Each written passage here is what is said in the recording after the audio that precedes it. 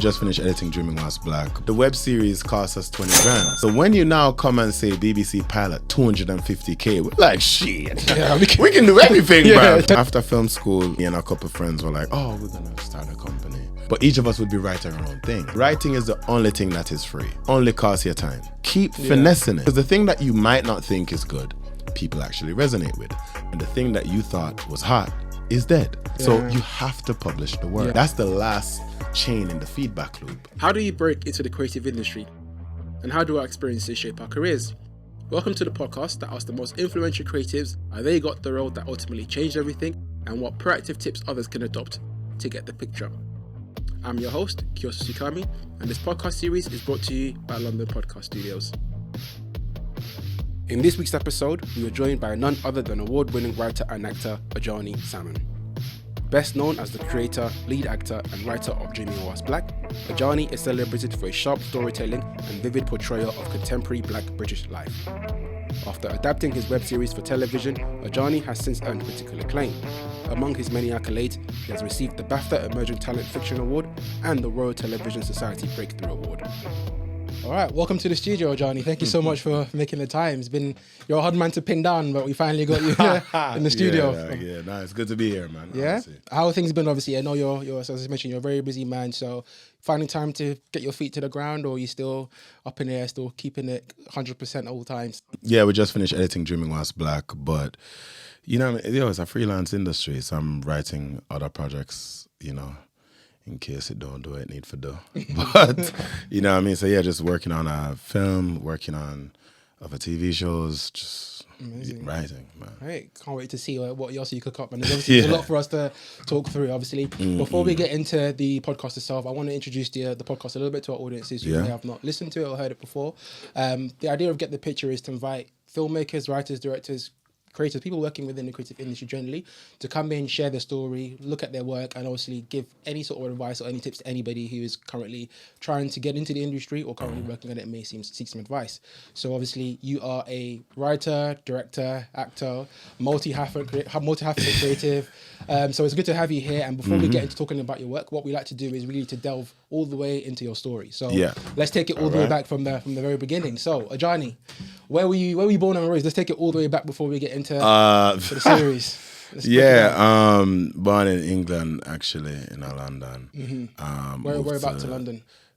South actually. Okay, man, I can't lie. This is like an ongoing thing now where everyone we get on this podcast now is from South London. You know, so I don't even claim South London. I'm not gonna lie. Nah, I don't know. But some come from London. Okay. But yeah, so the reason I said that is like born in London, moved to Jamaica when I was 5. Okay. Came back up here for uni at 18. So before we get back to you coming back to I want to talk about Jamaica a little bit there as well. So you said you moved to Jamaica when you were quite young. Yeah. What was the specific reason for that? Were you just like you had family over there, or you? Well, my whole family there in Jamaica. It was just me and my mother here. And to be honest, and it's funny, me need to properly talk to her about that. But like, so I moved at 5, but actually Stephen Lawrence happened a year before I left. Oh, okay. And obviously that was like a massive thing. So I guess my mother at the time, at least, and again, she should probably hear this and say I lie, I tell. But for her, she was just like, yo, like raising a single black, like she's a single mom, raising a black boy in London when clearly mad things are going. She's like, well, why did that when I can just go home and have a support network? You know what I mean? So yeah, then I got Jamaica, boom. Okay. And what was it like for you being, moving to Jamaica from the UK? Do you have any memories of like London when you were no, funny. I remember being called English, and I remember my mother will say like within a month, British accent vanish, can't see it again, like just disappear. Because I was like, yo, but like obviously no child wants to be teased, right? So yeah, and worse, Mobe within Jamaica, Mobe is known for having a very like specific patois. Okay. So then I guess for her who still speaks in like Queen's English, all of a sudden now you have this pit. And I say, man, you want to watch a film, man? All kind of sitting here like, what? but yeah. Before I go into like early education, like, was there any sort of influences that you may have had earlier on that may have kind of hinted that you were going to be doing what you currently do today? Is there anything in film, TV, or were you... Everybody at Jamaica want to be a DJ, bro. Like you have, you know what I'm saying? Everybody is like, boop, boop. Everybody have them lyrics, you know, them notebooks. So yeah, but he said, I want to be a DJ, but I wouldn't necessarily think of that as like, career or like job. I knew I was going to be in the arts because I used to recite Beanie Man. Like, you know what I mean? So yeah. But I would say that my mother is heavily into the arts. Okay. So like, did you do anything creative for work, or was it just like influenced? No. Just she's just a lover of art. So like, musician, like we'd go to festivals, jazz and blues festival, all of the festival them should I go and should I carry me, and she used to make this thing called a reggae bed, which was like she'd go behind the bar and tell them to get her the empty red stripe crates and then just put like a yoga mat and thing on it and be like, oh look, a reggae bed. So I would just sleep through noise while she's listening to, you know what I mean? So I'm always round it, and she'd always, I guess because she was in England so long, she was always into the theatre. So, and Jamaica have a massive theatre culture, so she would always just take me to like theatre stuff and music. So I've always been around art in some way, but again, like that's all my cousins and it's like three away in the arts. So I wouldn't necessarily say, maybe it's influenced me. Okay, no worries. So then getting into like education, then obviously you mentioned that you weren't really you didn't see this as a potential career then. So what did you see as a career when you started coming to that stage of figuring out? Jamaica, bro. It's funny because that's a difference here, but in Jamaica, no matter how bad you want to be, you know, when exam time come, bro, everyone's on it. Every man's locking in because his education or nothing. But you know, and you decide your life at like 14, because grade 9 come, career day come, and you know all these kind of people come and talk to the school, and it's like, you know, the school has to invite civil servants, but obviously the teacher not try to tell you if I turn police or fireman, but they have to invite them in it. So like, but I remember saying architecture. I was like, oh yeah, and like, I don't know, I like Lego.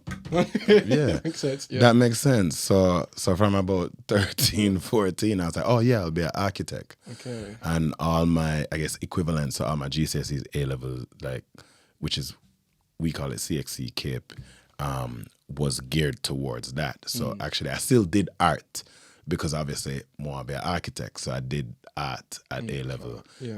But then it was like maths, geography, physics. That kind of stuff. For academic sort of. Yeah. And that's when I came up here. I came up here for architecture school. Okay. Yeah. And how was that like for you then, moving into London? It is funny because England different, dog. And I came like 2007, and that was a different time, bro. How so? Like, I don't know, like, I come when Brixton still hot. You know what I mean? I come when my cousin them not really play football in a Hackney past certain time because it's mad outside, you know what I'm saying? Like, so that's when I came, you know what I mean? But just funny enough, and I was saying this the other day, it was such a interesting shock to me because I'd only come here a couple summers. Like, I remember one summer, I came the summer when 21 Seconds came out. So I was like, Rob, boy, this is but seeing the melding of culture, so like, obviously you grow up in Jamaica and everybody say, what going? And then I come here and people say, what's going on? And I'm like, I don't know what that is. But okay. But then seeing how that translates to music, where it was like funky house was big, bro. Like funky house, and obviously there was grime and all that. This is when like Tinchy Strider and them man were just Tinchy Strider even went to my uni, but this is when them man just we're just kicking off. So I was like, oh right, this is like it felt so new and unique, but familiar at the same time, because it was like, And it's weird because people would have want to pirate me because like, raw, like there's a proper yardie here, you know, like yeah, we should hang out with him, innit? But at the same time, weirdly enough, I remember one time people at smoke and thing, and they're like, yo, Adjani, you wanna? And I was like, oh no, I'm gonna smoke. I was like, what? I thought you were Jamaican. And it's like, yeah, most Jamaicans actually don't smoke. Yeah. But you wouldn't know that because, I don't know, you just watch Pasa on TV, YouTube. Yeah. But yeah, it was an interesting thing because I would also say I didn't, obviously we study history, we know our own history, obviously. But like racism was foreign to me. Like I get it. Like obviously I watch CNN or whatever happened. But I never experience it. You get me? And even the few white kids, like there were 2 white guys in our school. And to be honest, me kind of feel sorry for them. I didn't. They were the one that were the diversity. Yeah, they were the diversity. You know what I'm saying? So even when prom time come, like the girl them not really check for them. You know what I'm saying? I was like, nah, but it's Pete. You must should give them a chance.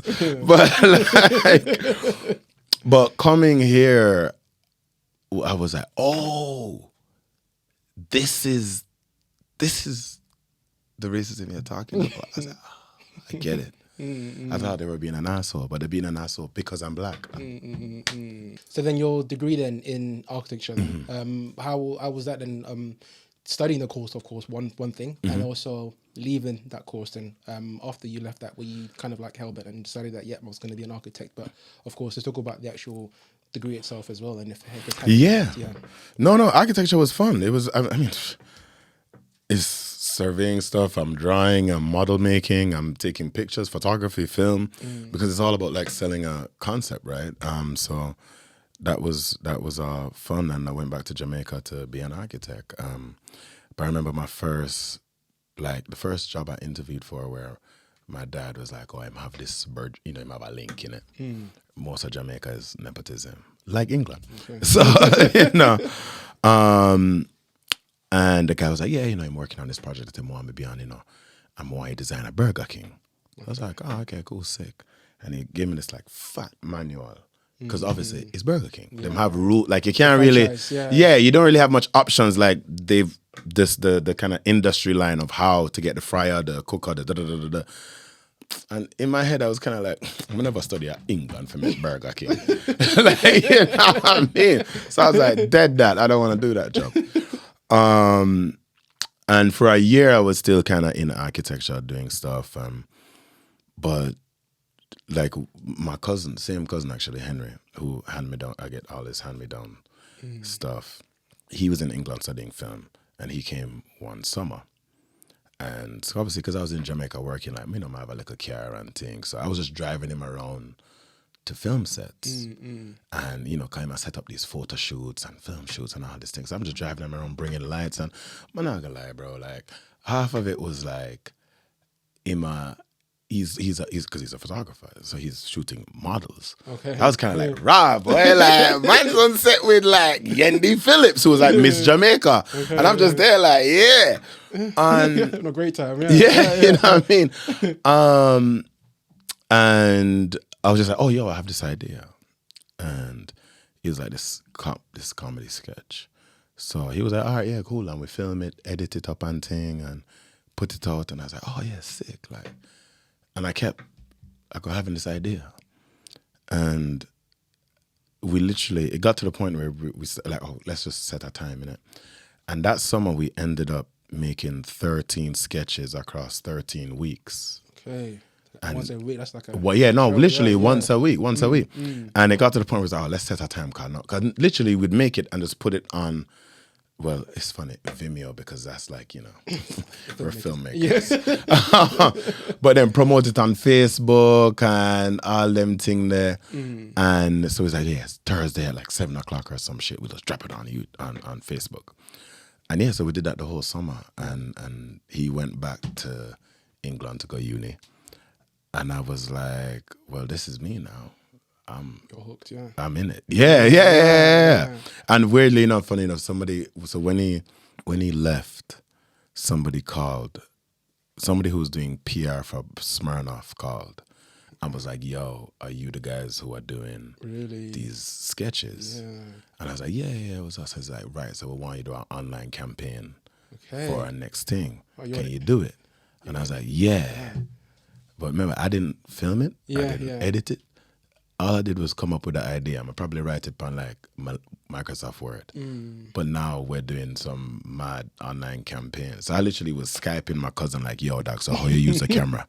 Like, okay, cool. Like, man taught me how to use Final Cut 7 on Skype. Wow. So like that was, you know what I mean? But from then I was like, I'm in it. Like, so yeah, that was me into film. Okay, so then from there, then did you just like you end up like working in anything in film, or were you just like freelancing and kind of making more of these projects? Bro, after that, like, because it was terrible. Literally, yeah, it was terrible. But after that, again, that little web series, I guess, I was like, yeah, let me start a little company, you know. Me and my cousin started a company. And so we'd get freelance stuff, but I got a job as an assistant editor for one of the probably one of the biggest directors at the time, actually, Michael Kushney. So I was his assistant editor. And that kind of kept me for about 2 years. Okay. I would just edit like music videos, commercials, like corporate content, reality TV, like just everything, because he was doing everything at the time. It's only when I got an assistant editor's job that I met editors, and I was like, right, I'm not an editor. No, because like I can edit something if I like it. But remember, this was a job, so now I'm editing corporate nonsense. And them man there, and remember, Jamaica's a different place, so like them man used to have a thing like herbs and coffee. So it would be like you'd see them like literally. So like this is like a coffee cup. Oh, they got. And then it's like, and this is us in the edit suite. This is them in the edit suite. Yeah. But they would sit and edit for like 12 hours straight, and just literally stay cutting. And they're cutting nonsense. We're cutting literally infomercials for banks. But they just sit there, just boom, and just. And I'm there like, oh, this is terrible, bro. But anytime it was like a good project, like remember we get like an iOctane music video, I'm there all day. I'm like, yeah, bro. So I was like, oh, because I don't like doing it when the job is not good, I'm not this. And I guess obviously I like my own ideas, my idea. So I was like, oh, maybe I'm like a director then. You know, so I've slowly got round to and then obviously a camera up, you know, you do it all, man. You're just trying to have fun. And it's weird, side story, which might not make the edit, but whatever. I was looking at, because obviously I had my little production company. So I was like, oh, do I do film school or do I go to a uni and do film and business? Because obviously I have a production company.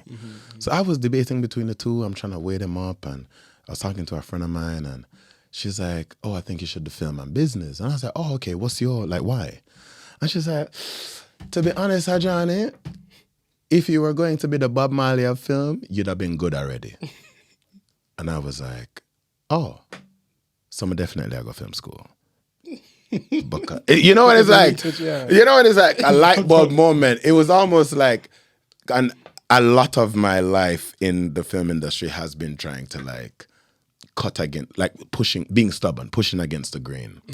But in a weird way, as much as she was, I guess, trying to give me advice, it's almost like she unlocked a new part of my brain.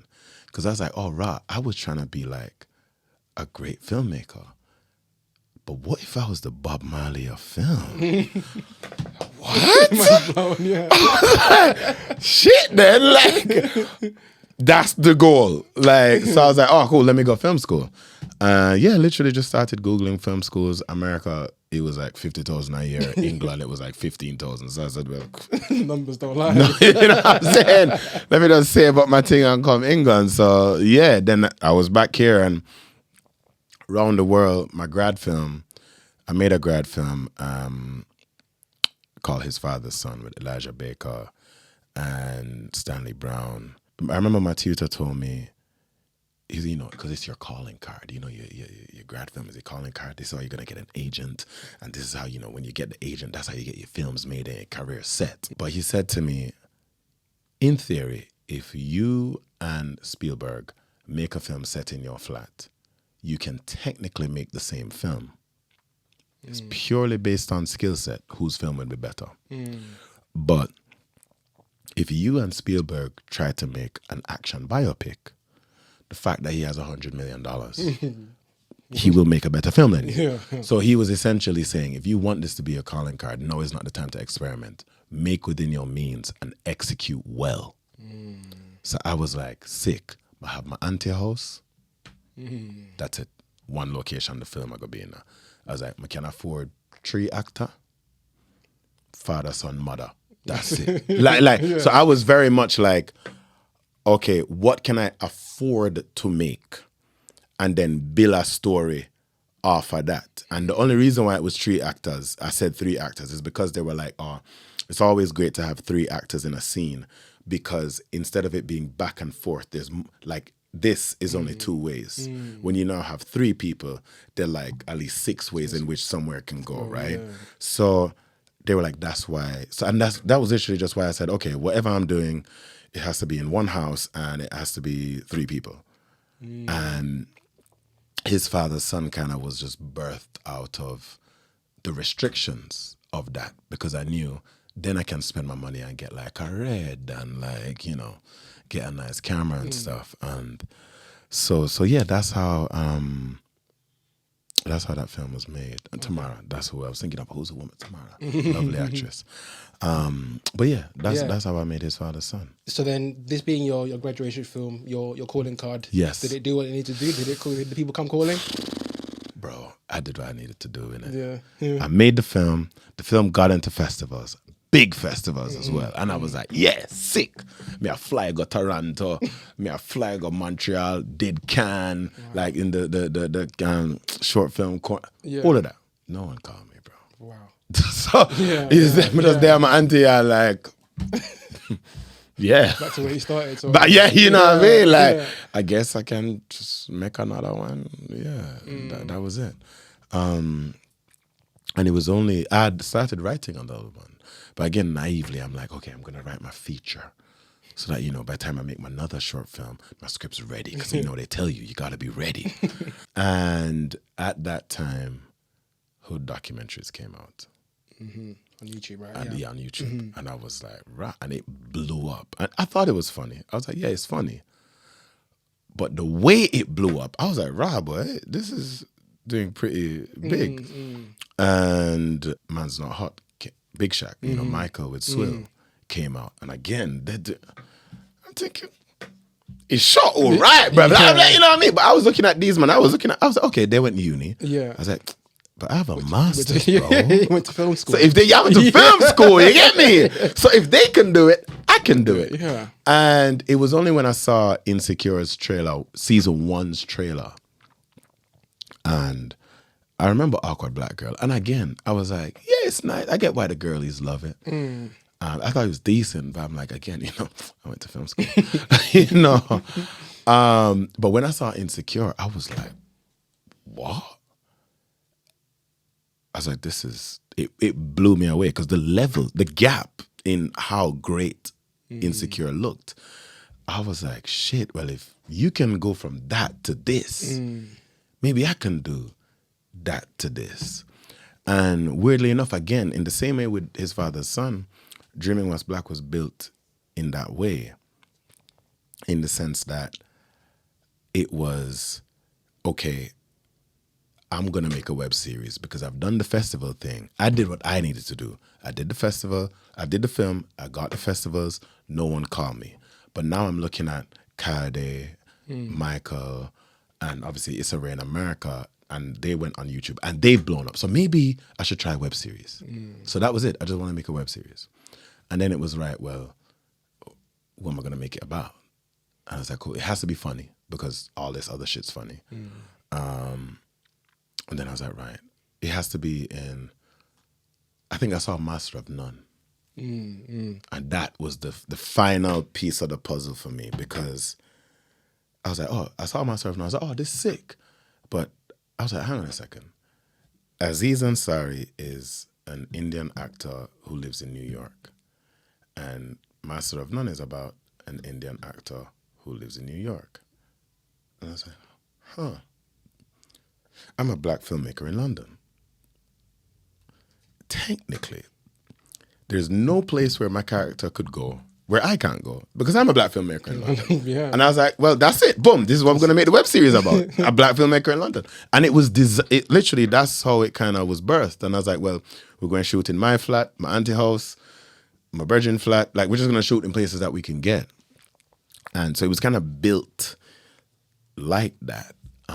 So that's a very long answer to. No, that's it's a really good segue into obviously the next project. Which is the web series before it became the TV series. Yeah. I wanted to ask, obviously, like your experiences making that. Obviously, you said that you had seen other people come their journey making of, because you may have not seen what they did to achieve that. And like you were saying, you went to film school, so you kind of knew a little bit more than them in terms of like making a series. That's what I thought. That's what you thought, exactly. And like I was saying to you actually before this, I remember the time when you were actually doing this and actually putting out like casting calls, Mandy jobs as well for like getting a VFX person. So I wanted to find out like what was that journey for you? Like obviously looking back at it now, like you probably you may not remember it as much, obviously, because so much has happened since then. But that was history in the making, I guess. I remember that time, boy. That was the time for the scrappers, bro. That was the hustlers' time.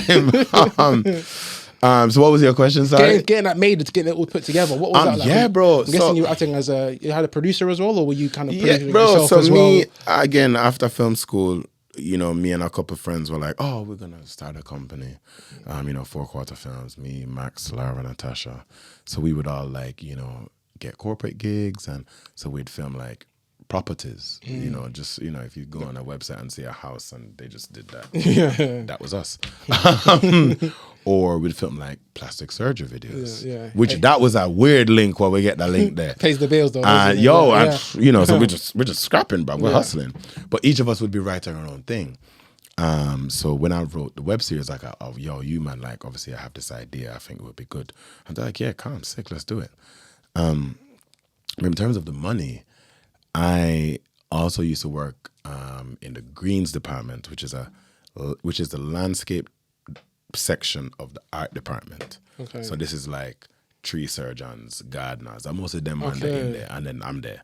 But that was 12-hour days and a 2.5 journey, one way each way. Jeez. Yeah. So I would leave the house at 10 to 5 so I could catch the bus to catch the first train and then go all the way to Pinewood for 7:30. Work for 12 hours. Take a 2-hour journey back because now trains are running. And obviously I just drop asleep. So I was earning a lot of money and not spending nothing because I just wake up and go, eat food on set, come back, drop asleep, and do that rinse, repeat 5-6 days a week for months. So by the time it was coming up to the web series, I had like $6 grand saved up. Yeah. Not even by trying to save. I'm just there, innit? So I was like, right, I have $6 grand. We'll do something with that. And so we started making a web series. But we'd shoot, obviously that money that run out in bro, so much. We're like, cool, I'm gonna shoot 2 ep and see how it go on. And we're like, but let's shoot the cheapest eps in it, so ep set in a house. Cast an actress, say we shoot November. Do casting, cast an actress, shoot out all the scenes in the house with her, sick, oh, this is good. And she's like, oh, hey guys, I'm going to Nigeria for Christmas, innit? So I was like, oh yeah, sick, cool. Let me know when you're coming back. I think, save up some money, we'll shoot again in January. She's like, yeah, come. Anyways, January come. And we're like, oh, so like, yo, how you been? Like, you back yet? She's like, oh no, still in Lagos. I'm like, when you coming back? Yeah, probably like 2 weeks. So I was like, no worries, innit? 2 weeks come. I'm like, yo, so like, walk on. She's like, yo, I'm gonna move to Nigeria. I was like, oh my God. She got sent back home or something. Bro, I don't know. But remember, we done 2 eps deep. Yeah. And she's in like the whole thing. Yeah. And I'm like, and that money's gone. Wow. But we would like save and shoot. I borrow money from my auntie. I borrow money from my mother. Actually, the birthday in Dreaming Was Black, the TV show, the episode 2, which is about shooting Auntie Lola's birthday party, is based on shooting a birthday party. But she was like, if you shoot my birthday party, I'll donate some money to your thing. And it was that thing of like, obviously, I'm thinking like wedding setting because it's like a big birthday. So we're giving, I'll rent a little Roni. We're giving you angles, bro. Yeah. Cut like a 6-minute thing, put like an Ed Sheeran on it or something. And she's like, where's the rest of the film? I'm like, I don't know, what kind of highlight you want? She's like, nah, bro, I want the whole 4 hours.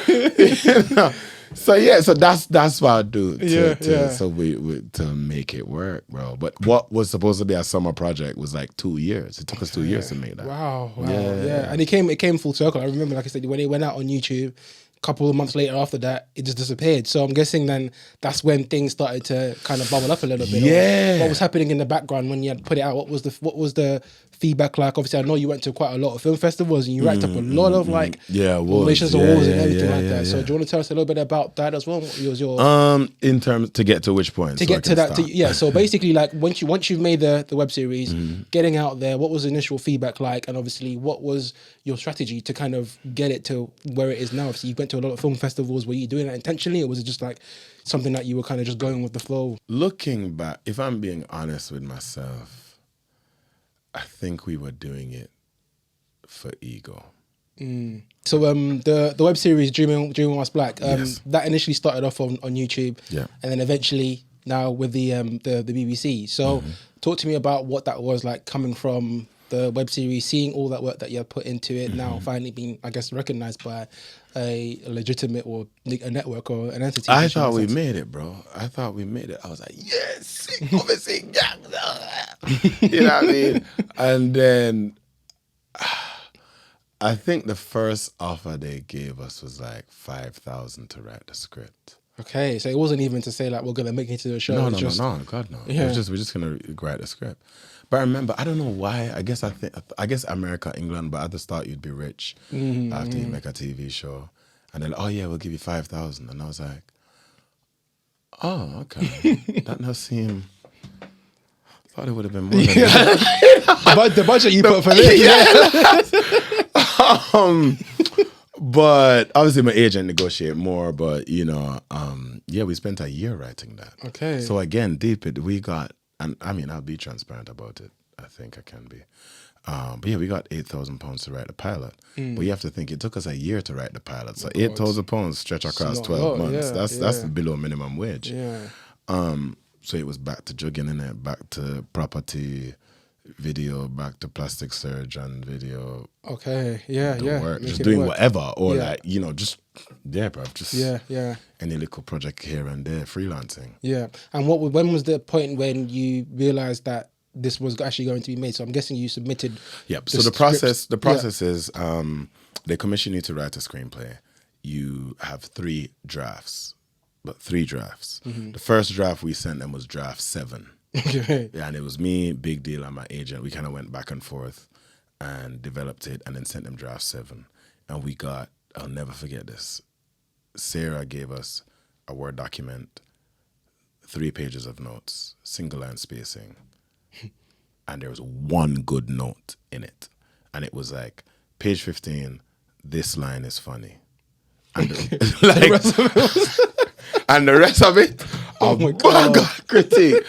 And I was like, fuck, we're about to mess this shit up. Man. And me and Alice, or Ali Hughes, who I write with, we were like, fuck. And we're like, cool. And the next draft they got, their draft 2 was like draft 15. Okay. Because we literally went back to the outline, restructured it, all of that. And built it back up. But again, COVID happened during that period. So again, we had time. So we were just at home. So I was just writing. We were just writing. So the next stage is you get a table read. The table read, is that with actors that will potentially be? Potentially be. Okay. Right. So the process is they commission the script. Okay.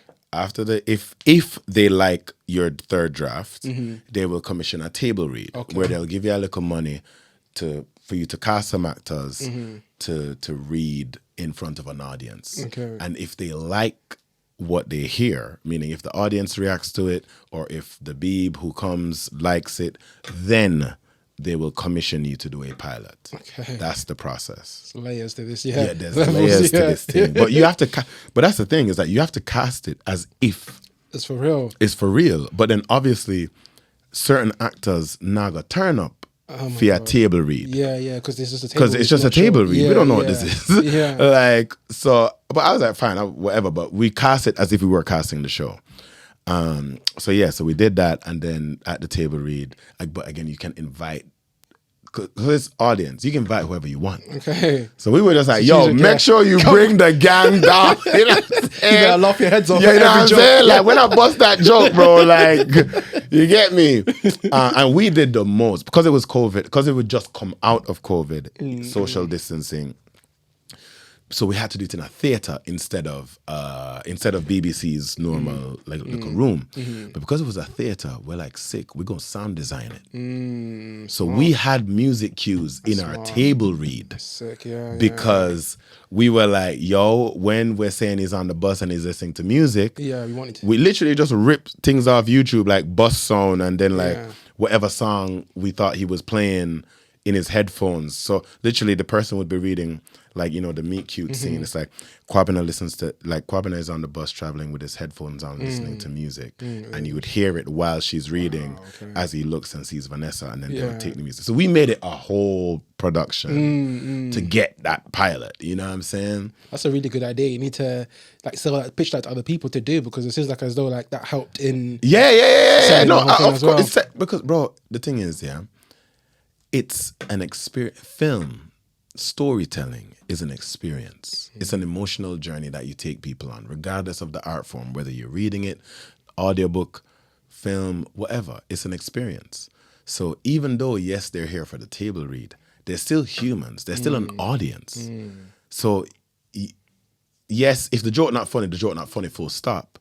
But if you add a little music cue on top of the joke, it might just make that joke better. So like, that's why we were like, let's just bust it. You know what I mean?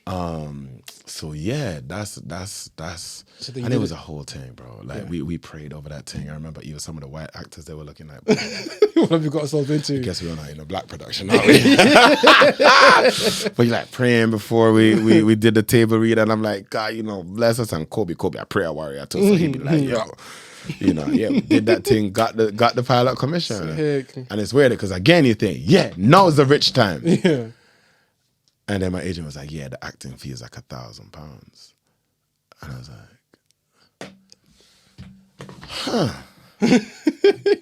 What, for the whole series? No, just for the pilot. I was going to say for the pilot, okay. And I was like, even so, these guys... All that TV license. What's going on? I'm like, so... How are people rich, bro? Because, you know what I mean? So we ended up getting like $12.50 for it. But then we made the pilot, and the pilot had to go out. And after the pilot goes out, they then decide, do they want to make the show or not? The transition was tough because, we're used to writing 10-minute episodes, which was fine because that's a short film. Or we wrote a pilot, which at the time, that was like the best thing we'd ever written. But again, that was like 25 pages. Now you got to do 5 more, 25 pages, but it all have to make sense. But also those 25 pages within themselves have to make sense. And no one knew what they were doing. So it was just a wild west, you know what I'm saying? But I think that gave us the freedom to just do stuff, right? So we'd be... like even our writers' room was mostly non-writers. Interesting. Because I don't know, I remember seeing something about The Wire where they were like, they got real gangsters and detectives in the room. So I was like, let's make it more authentic. Boom. I was like, well, we'll do something like that. So we had like a romance novelist in the room, Talia. We had a comedian in the room, Lola. We had an older writer to write for the family, Carol. Then we had like a younger writer, so we just had people who we thought, their perspectives will help us. And then like Stephanie, who at the time had just come off I May Destroy You, who's our like running the room. So we had like just a bunch of misfits that would come together and make this show. I want to ask what your experience and your thoughts were on wearing multiple different hats, obviously writing, acting in it as well, being a showrunner.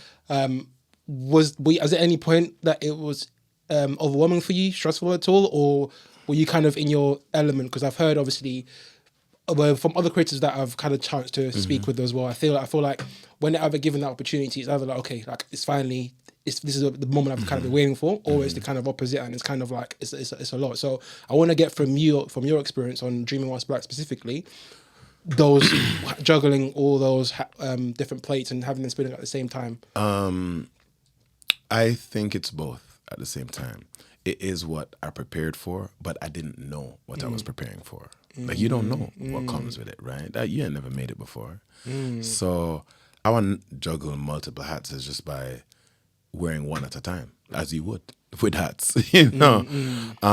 So when I'm writing, I'm not thinking about myself as Kwabena. I'm just writing a character, and this character is going to do what we want him to do. When I send over the scripts to, hand over the scripts for production, everybody in pre-production, then I get into acting mode. And that's the only time I genuinely start thinking about, okay, does this make sense? And it's weird because now that I've studied multiple disciplines, which I do think informs you as a filmmaker, I think all directors should at least take acting classes because you need to understand what it feels like to receive notes, to like do what you're telling people to do, or like experience that level of vulnerability. Even in an acting class, you'll feel it, of trying to perform in front of an audience, right? Even if it's just a camera. What I've found in like, I guess, having multiple acting coaches, going to acting classes and stuff, is I've now kind of, I guess, learned, or at least the foundation of how actors break down scenes. But how actors break down scenes is actually quite different to how writers break down scenes. And it's different to how directors break down scenes. Directing and writing are quite similar, but acting is quite different. But why people would get upset with me, like pre-production would get vexed this season, because Adjani the actor would read the scene that Adjani the writer wrote and then be like, guys, this don't make sense. And they're like, but this is like draft 15, my nigga, like you've been writing this scene. And I'm like, yeah, I know, but I'm just saying, like, I'm breaking it down as an actor and I'm saying it don't make sense. Like, what's the conflict? Like, where's the turning point? Like, what are the character's objectives? I don't know. We're just dumping information. And they're like, it's a bit too late to be dumping information, bro. Like, so it's that weird thing about I have to flip back. It's almost like my actor brain would now realize problems. And then I'd have to flip back into the writer brain and be like, right, how do I address these problems without unpicking the entire script? Okay, yeah. And challenge. So sometimes, as much as I say it's one at a time, sometimes almost something triggers the next one to like jump back in and be like, bro. Or, or even if it's something like, so Sebastian Thiel and Abdul Cisse directed season 2. And it would even be a thing where Abdul's like, bro, I ain't gonna lie to you, man, the location that they got is not what you know. So like, I'm trying to, like, he's now pitching me his idea of how to like finesse it to make it work. But that now means, cool, I have to go in the director brain and be like, right, let me write this down. Let me write the screenplay like this so that the production team, the costume team, so everybody can be on the same page with what we're doing. So you're always juggling between the different hats based on the needs of the production. One final question I'm going to ask you on just that one is the role of a showrunner, of course, is quite an important one in the sense that you are running the show. So you mentioned a couple of people that you have collaborated there with, obviously Kobe, even had the actress that we interviewed or who we will have on this podcast as well, Danny. She was brought back from the original web series. Man. So as a showrunner, I guess, how much power did you have on Dreaming Whilst Black? And of course, how much did you get to exercise that as well? Look, I don't know what American showrunners do. I'm sure they have far more power than me. But essentially, my job job as a showrunner here is for Dreaming Whilst Black is I am the vision. I'm the author of the vision. I'm not the line producer, so I don't got the money. I am not the producer, so I don't pull all the strings to make shit happen. But creatively, I'm responsible for it. Look like however it comes out is apparently what I wanted. Like, so it's order for me. So that means I'm across all hiring. So obviously I have to interview all the directors as well. Like, yes, the higher ups, like A24 does what they do. Like, you know what I'm saying? They have to make sure that they're setty. Yeah. But they'll basically do all their stuff and then be like, right, so we're fine with these guys. Choose between them. Like, you know what I mean? So, and that's the same for every HOD essentially, where the higher ups, the money people say, look, like, or to be fair, we send our list because like we send our list, they do what they need to do, and they're like, right, so we think these guys are possible. So then I now interview them and see who's the best fit based on what we're trying to execute. But that is sometimes it's tough. It's like, you know, you do have to budget as much as it's no BBC, A24, Showtime, all of that stuff. It's like we still have limitations. It's funny. The more money you feel like you have, the less money you have. It's weird because, like, again, the web series costs us 20 grand. So when you now come and say BBC pilot 250K, we're like, shit, we can do everything, bro. 10 times over. And then then agents start telling you, yeah, this actor costs X. Yeah, okay. And you're like, but I thought we had money. It's like, yeah, you have to pay people now. Like, you don't have money. So yeah, but to be fair, season 2 we stretch, but you see, we black, bro.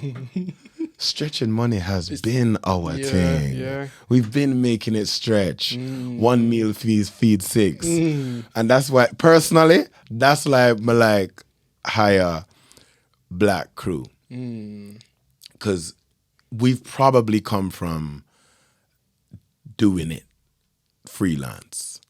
And it's great when we now have the money. But when it's 10 minutes left, but we got X amount of shots to do, I need a scrapper. I don't need a DOP is going to tell me, oh, yeah, you know, it's going to take 45 minutes. Nah, brother, turn the camera and press record. We'll color grade that shit. Like, you know what I'm saying? So that's why I'm like, yo, we just make it work. You know what I mean? So I like hiring crew who like to get like in the weeds of it. Like we'll get dirty and just scrap for shots. Which is so the crew was great this season.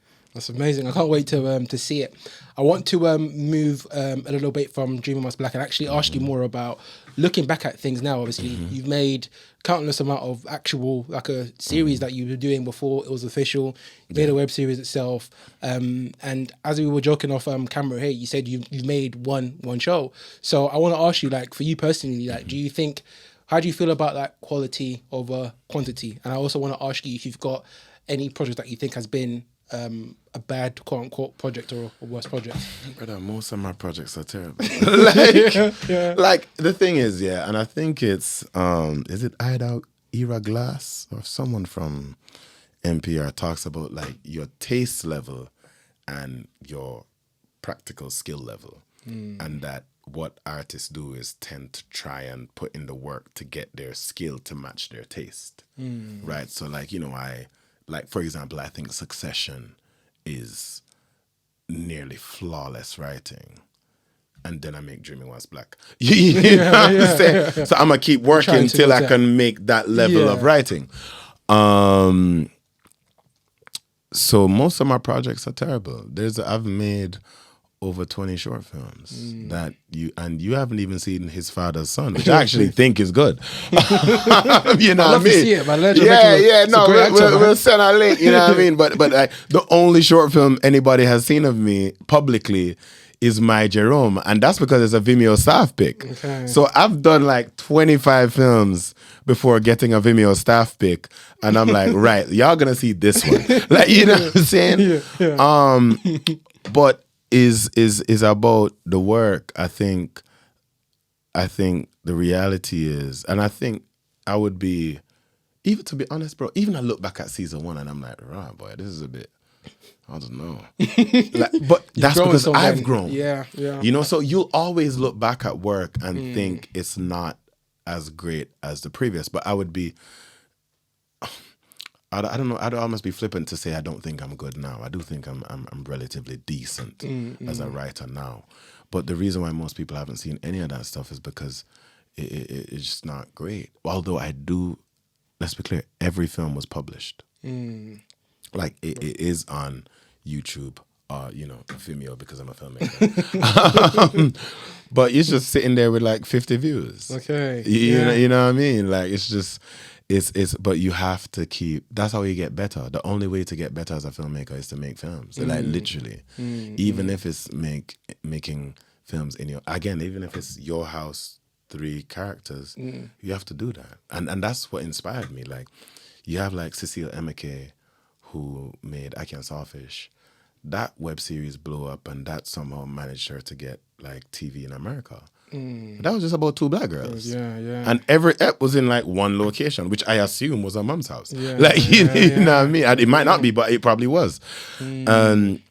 So yeah, you have to just keep making. Yeah, you have to. Yeah, and on that subject as well, actually, on keep making as well. I remember when I first met you in person, you were at Bolton Film Festival with my Jerome, and obviously, I'll be honest with you, I was very surprised because obviously you had come off the back of the BAFTAs, and you had made a short film. So we had a very interesting conversation about the industry, which I want to ask you there and then actually as well about how you feel, I guess, about not necessarily just the industry itself, but of course what you just said there about putting in the work, kind of going back into it, and actually just like delivering, and any advice that you can kind of give on that, and maybe we can even talk about My Jerome as well in the process. Yeah. So it's funny that My Jerome came out after the BAFTAs. Yeah. Because I know people are probably looking at me like, boy, man's still making short films. But I like making films. Like, you know what I'm saying? It's like I don't do this. Like, I get paid doing this, but I'm fortunate in the sense that I have a job that if you never pay me, I still do it. And actually, I've spent more than 10 years doing this, not getting paid doing this. So like, that's another one, you know what I'm saying? Yeah. So obviously, because it's like I directed some of the web series, but because my Dreaming Was Black is such a massive machine as a show, I couldn't direct a TV show. But I want to direct. That's what I went to film school for, to direct. So I really wanted to make a short film, and I pitched this idea to, Film London, I think is still running, you know. So I got a little money from Film London, and then I was pitching a whole other project to Film 4, which they were interested in. And they're like, oh yeah, we want to make you feature. And I was thinking, and Andre, who's a producer, he was like, bro, like, beg them more money, bro. Like, you know what I'm saying? So I was like, oh, by the way, like, I want to make the short film. Like, can you fund that as well?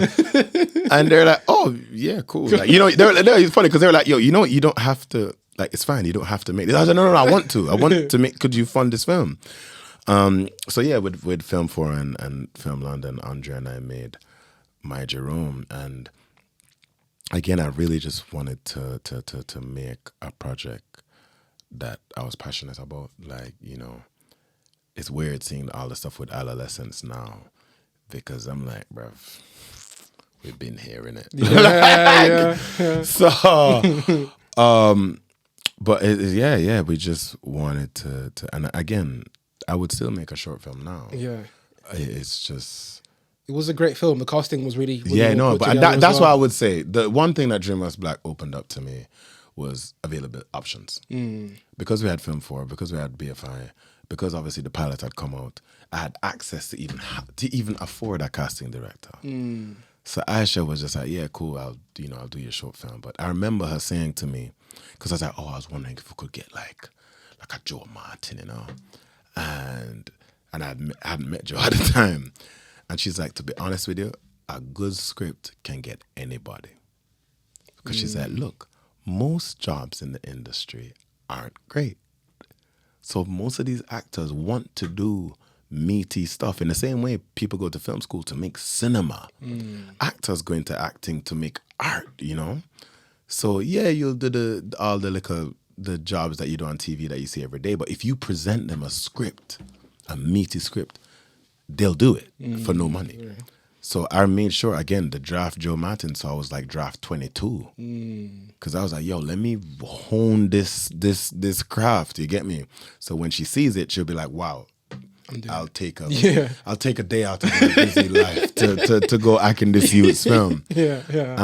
So that's how we managed it. But from we got Joe, which is a great thing. From time we get Joe was like, so who else y'all cast? And I was like, well, I don't know whether I got the casting. She's like, no, don't worry, I have some friend for you. Okay, from Joe involved, everybody involved, even Claire Perkins, who did a non-speaking role. Joe was just like, no, but who's the other mom? So just for context for everybody who's watching, My Jerome is about a family on the morning of her son's verdict, and he's on trial for a violent crime. So it's really exploring the perspective of the perpetrator's family, right? Because it's which again, that's why the whole adolescence thing I'm like is funny. Because for me that was personal. Like that, this is my family. Like you know what I mean? Like, yeah, bro. People yeah, of course. So that's what we wanted to do. But then we have a scene in the film where Joe's character meets the victim's mom, but the victim's mom doesn't have lines, and she was like, "Yo, but who's that?" And I was like, "Oh, I'll get her like an extra to." She's like, "Bro, this is the most pivotal point of your film. Those two moms meeting." And she's just like, "You need to cast it." And I was like, "I'm assuming you're going to tell me I have a friend." And she's like, "Yeah, we have a friend." Really, you love that. And man. it's funny because Claire came in, and again, big actress, dog. And she just came off the back of a film as well. So she's just popping in for this one scene. Yeah. And, obviously, meet, greet her, explain everything to her, But from the first take, the way she just looked at Joe, I said, that was it. You got it. Yeah. Yeah, you needed an actor for Yeah. that. That look there, that ain't no extra. That's like a paragraph in that look. And Yinka as well, who plays the husband, that bruv, they gave you an essay in just these two looks. Amazing. And so that was brilliant. Yeah, I loved it. One final question I want to ask you before we do our last final segment is going to be on your any philosophies and anything that you kind of hold true maybe to yourself. I know you mentioned that you've got a background in architecture, and when we spoke about this as well, you said something interesting about architecture being a mixture of like art and science together. So it would be good to kind of understand if you've got any advice, anything, I guess maybe that you've pulled from that you can share with us. I guess that if anyone else is listening, you can say, "Oh, you know what? This might be something to tap into." Two things I would say. So coming from my architecture background, architecture essentially taught me how to design. Right, because it is that cross between art and science. So I had to develop my philosophy of designing buildings. But you remember in architecture, you have to think about like this room that we're in. How does this room sit within the space of the studio? But how does this studio sit within the space of the building? How does the building sit within the space of the street? Yeah. How does the environment, rain, shine, noise, what is it proximity to? A hospital's down the road. Like, how can we design this sound booth to respond to the macro environment as well as the direct needs of this space? You know what I'm saying? So that's how you design in architecture. You're thinking about everything at the same time. And I think the assumption is that I would carry on spatial awareness into film, which I do, but that's easy. But actually what I've carried on is that same sense of 360 design is what I carry on into film. So when I'm writing a film, I write as if I'm an editor. So if me want, and worse, because I don't direct it, but me hear 20, I don't know if you write stuff for other people. Oh, right. No, not for other people. But when you write for other people, bro, you start get vexed because when the brother start put the camera up here, so I miss it, sir. That's not what I was thinking when I wrote that, So because of that, well, that's the web series. Because of that, when you read our screenplays, it is direct. If we're filming this scene right now, and I want you to start with the close-up, it will be interior studio day. You hear a breath on the microphone and see someone licking their lips, making sure their lips are moisturized. Me not tell you who it be. Me not tell you where there. Nothing. Give me that close-up of the lips on the microphone. Yeah, because there's no other way really to do There's it. no other way to capture that sentence. Right. Then I'll say, oh, Adjani sits nervous in front of in an empty space. Right? Now I'm telling you, shoot the wide. He's in an empty space.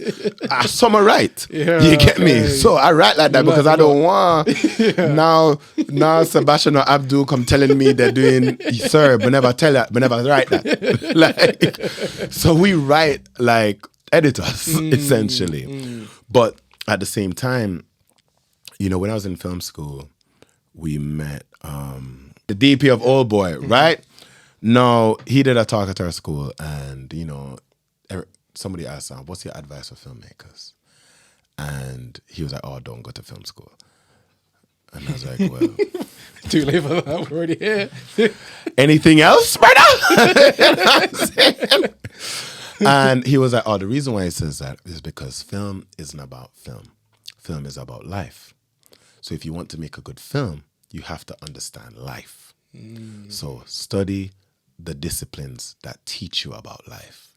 So he's like, study art, study music, study philosophy, study psychology, study anthropology, study history, study architecture, study all the art disciplines that inform the human existence so that you can put that in a film. Because he's like, the film is the technical part. That's just where these cameras are is technical ability. Where the camera, the DOPs have chosen to frame us because they want the audience to feel. I'm assuming they want me to feel impersonable, right? They want me to feel relatable. So but I'm sure they want this podcast to feel like a fancy thing. So, Yeah, you got the lights going in the back, right? Yeah. That's the artistic expression. That's choice. So bringing that into film. Sometimes when I'm writing and I hear a song, I'll be like, oh, I want my scene to feel like the way this song makes me feel, right? So I'll just play that song on repeat and just kind of really like, again, Jamaica, I'm from dog music, innit? So I'll really listen to the song on repeat and what about this song makes me feel this way? And then how can I make my words make an audience feel this way? You know what I mean? So which subsequently sometimes, especially in season 2 that we'll have a little bit more money for music, I wrote songs into the script because I'm like, I know that when Vanessa delivers this line and you play this tune, the marriage of the two, they'll be like, they'll get it. They'll get it. But equally, you have to understand that's why I say 360 design. The reason why film, I think, is such a unique art form is because it's a multi-sensory experience in the sense that a song, you have to listen to it. A photograph or a painting, you have to look at it. A film, you look and hear it, right? So you have to say, well, what are the actors doing? What is the production design doing? What is the costume doing? What is the lighting doing?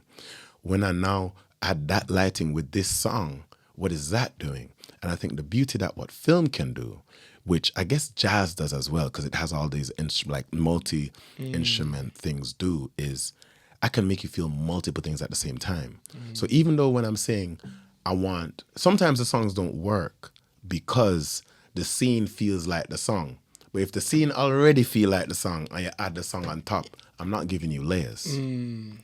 Whereas when I'm now saying I'm hopeful, but I'm going to play this little droning music because I want you to know that there's anxiety behind it.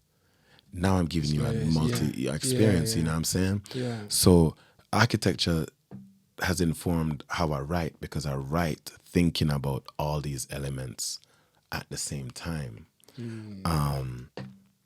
So that's what I would, and my advice to people generally, which is advice I always give to myself, is write another draft, bro. Your first draft is shit. It's okay. It's okay. It's okay. My first draft is shit. And I've worked, and I'm not going to name him because I don't know if I'm cool like that, but I've worked in a massive showrunner's writer's room. And his first draft was dog shit. Like, I was even shocked. I was like, rah, boy. You wrote this, yeah. You wrote this, but you did that. Yeah. It's his first draft. It's shit. What I would say is the difference between him and me is that actually when I read, by the end of the writer's room and I read his third draft, I was like, fucking hell, he really turned that around, didn't he? Like, you know, he could have went left for him, yeah. Whereas me, I'm still at like draft 10. Okay. Now I'm like, yeah, this start feel like something, you know what I'm saying? Yeah. And for the writers, like, bro, writing is the only thing that is free. It only costs you time. From you film it, you're done. Yeah. So just keep getting that practice out. So basically. keep finessing it so that you make sure that whatever's said is the thing that needs to be said. And don't get me wrong, you're going to go in the edit and realize, say, I never that him for say.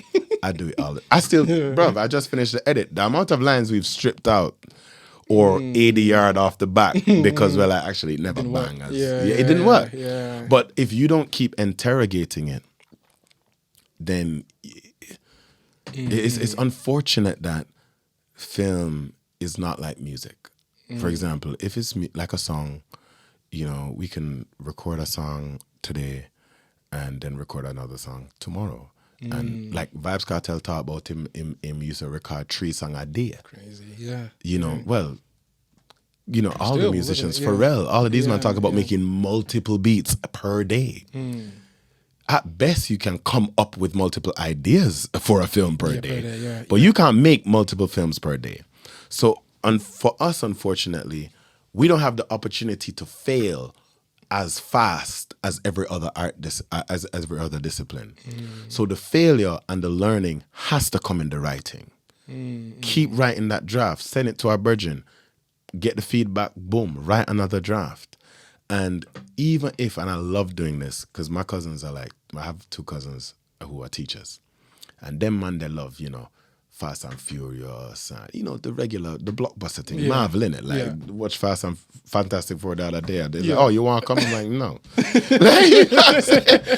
But, I even asked them to advise on my stuff because they may not know what's wrong, but they're like, oh, no, I thought this was kind of dead, innit? And I was like, oh, where? And they're like, yeah, that line was kind of dead. They may be wrong, but something in my script prompted them to not quite resonate. So I'm not gonna just say, oh, you're a teacher, what do you know? No. There's something didn't land for you. So it's not for me to figure out, okay, what didn't land for you. So I think that's what I would say. And I would also say always question why, like, what is this about? Always think about what is this? Am I telling what this is? What is this about? And is what I've written what I said it was about? Yeah. And sometimes it's not. And you have to kind of just change what it's about. but always ask yourself that question. Essentially, what I'm saying, always interrogate yourself because that's the only way to get better. However, publish the work. Publish the work. In architecture, in film school in America is very different. In America, they said to the class, if you make a film for yourself, you're masturbating. Because no one else is, it's just for your own pleasure. Yeah. What's the point? Like, just, Or they're like, we make work for people. Yeah. And yes, you may finish it and think it's shit, but put it out there. Yeah. Because you never know. Let them be the judge, Let them be the judge of that. Because actually, even with Dreaming Whilst Black, bro, the best, what me and Ali sit down and craft with precision penmanship, as this is the best joke we've ever written. Do you think that shit went viral? Bro, the restaurant scene, which went viral last season, we just wrote as like, oh, this is funny. Yemi was like, oh, I take it to be jokes, and she just wrote the scene. I was like, yeah, cool. That was a scene. Yeah, we thought it was funny. Yeah. But we didn't think that would be like the thing. You know what I mean? Yeah, so you never know, because the thing that you might not think is good, people actually resonate with. And the thing that you thought was hot is dead. So you have to publish the work. That's a part of the feed. That's the last chain in the feedback loop. So keep doing it. Make it, push out the work, make again, take the learnings, and just keep doing it. That's really good advice there, and thank you so much for sharing that. I think I took a lot from that personally myself as well. I had another director come on the podcast, and she was saying that when she first started that, she was averaging maybe like 3 films a year. And then when I'm looking back at it, I'm like, bro, you're even doing like 1 every 2 years. So you're already behind somebody from doing that. So practice definitely makes perfect. Bro. Thank you so much for sharing that. Just make the film. Make the film. So we're going to move on to our final game segment of the podcast now. It's been a really good chat with you, and we're going to make it something a little bit lighthearted now. We're going to play a game. Cool. So the aim of this game is to guess what we play you from just the sound. So it's going to be films, TV shows, and we're going to play a little snippet of it, and all you have to do is just guess it from there. So we've chosen 5 of them. Hopefully that could be some of that could be quite easy for you, but also quite difficult at the same time to make it quite interesting. So fingers crossed you get Fingers crossed we get one. Okay, let's play the first one, please. On your tombstone, it's read always in the wrong place at the wrong time. How about yippee-ki-yay, motherfucker? No idea. What is that? You gonna listen to that one more time, or are you gonna just guess? No, you're not gonna get it at all. What? Yippee-ki-yay, motherfucker. Quite a classic line. What's the film is that? Do you wanna let us know? It's got Bruce Willis in it. Is that Die Hard have Bruce Willis in it? Die Hard, yeah. Oh my god! All right, brother. Let me just let me preface this game. Yeah, you wanna give us the context, yeah. Me not watch movie. I spent my time outside. We don't watch movie. Actually enjoying life, yeah. Well, we'll give you. But I would say no. Anything when it's up on TV, fair enough. But Okay. Well, all right. We'll give you half a point for that one because I gave you the actor's name and you managed to guess the title. So all right. That's close enough. Half a point. Let's see if you can get to that actual full 1 point. Let's see. Next clip. But I'm funny how? I mean, funny like I'm a clown, I amuse you. I make you laugh. I'm here to fucking amuse you. What do you mean funny? Funny how? How am I funny? Is that Joe Pesci? Just, I'll give you that. Yes, it is. you know how you tell a story. What? No, I don't know. You said it. How do I know? You said I'm funny. How the fuck am I funny? What that the De Niro fuck as is well? so funny about me? Tell me. It is. Tell me what's Yeah. funny.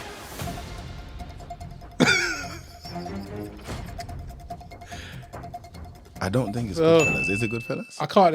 If you get that one, I can't give it to you because there's some cheating going on in the background. No. I think no. I don't. think it's I think it's Goodfellas, but Yeah. I know that's Joe Pesci. Okay, I'll definitely give you half the point because you already guessed Joe Pesci. Okay. You already guessed the actual content. But it's one of them Pesci. Italian. Yeah. It's a Scorsese film. It was Goodfellas, yeah. Okay, cool. Yeah. Goodfellas, yeah? Okay, so I think I'll give you half a point on that. Not quite a full point on that one because you did have a little whisper in the background there for the team. Please, I was gonna get it. Your team is helping out there. Okay, let's play the next one. So you're at 1 point, so technically. All right, but they are the Lowest. lowest bar. Let's jump. Let's go.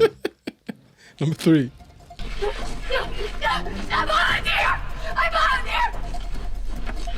I volunteer as tribute. Oh, yeah, man. Wait, name Hunger Games. Yes, there we go. Come on. All right, 2. Well done. Oh, God. Clip number 4. Comes at me with a knife. Dark Knight. So serious. You redeemed yourself. I said the Dark Knight. Okay, so that's 3 out of 5. You got one more. So again, you've done really well now. Of course, you haven't actually been the worst now. He told me enough. He told me you killed me. No. I am your father.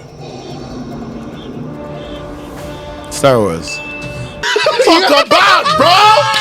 Come on, bro. Okay. Redeemed. Dean, well done. Okay, so definitely say, for being generous there, we can say 4.5. No, we can say 3. No, we can say 3. So I got half point for one, half point for the other one. Then full point for the next one. Dark Knight. You definitely got 4 there, I'd say. So man did something. I just wanted to know Well that done. I don't need to be the best. I just need to not be the worst. Glad that you kind of bounced back from that one. I wanted to ask you one last question before we wrap up, and this question is kind of looking to the future now. Obviously, you've done series 2 of Dreaming Whilst Black. What do you feel about the UK industry moving forward now? Obviously, you mentioned off podcast here, there's like a Black British Renaissance. Well, yeah, season 2 about to drop. Please go watch it. You know what I'm saying? Sure. Come on, yeah. We chasing dreams out here.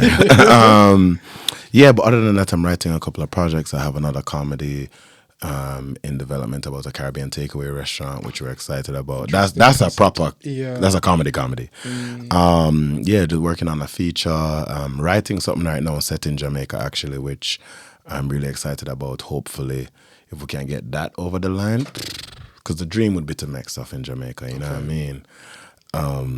But yeah, in terms of the Black British Renaissance, I just feel like there's a movement going on right now. There are loads of filmmakers who are doing really good stuff. Obviously, you have Rapman who gone, you know what I'm saying? But loads of others as well. Those are directors who have stuff in development, but like, you know, Lauren or Daniel or like AK and Bemi or like Teresa Coco, I know must have something to come out with soon. Just everybody, like there's a wave. Even even theater like Benedict Lombe, you know, I'm sure she have something hot to come out. Both Caleb's. Like it's just there's so many of us who are doing really good things in the background that's coming out. So I really think we're having a moment right now. So yeah, I'm looking forward to it's exciting times. I'm looking forward to seeing everybody's project. Amazing. You know, likewise as well, looking forward to series 2. I mentioned been a big fan since the web series, and it's good to see that you got the green light for series 2, because we always know that they love to kill off our babies, but fingers crossed we made it. Making it. Come on, we love to see it. If our audience want to connect with you, where can they find you online, social media? Oh yeah, I mean I frolic online sometimes. On Instagram, S.Adjani. On TikTok, I think is S.Adjani. I don't know. I think so. You know? And on X, I guess. But yeah, on Twitter is the Adjani. So yeah.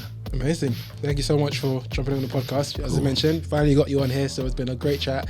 Thank you. It's been good for you as well. Yeah, man, it's been fun, and like, thank you, and big up for you guys with everything y'all doing as well, man. It's important to share the knowledge like that. Appreciate it. Thank you. All the best. Thank you for watching and listening. If you enjoyed this content, then make sure to like, comment, share, and subscribe to the official London Podcast Studios channel. If you want to join the creative community and find out how you can get the picture, then make sure to click the link in the description.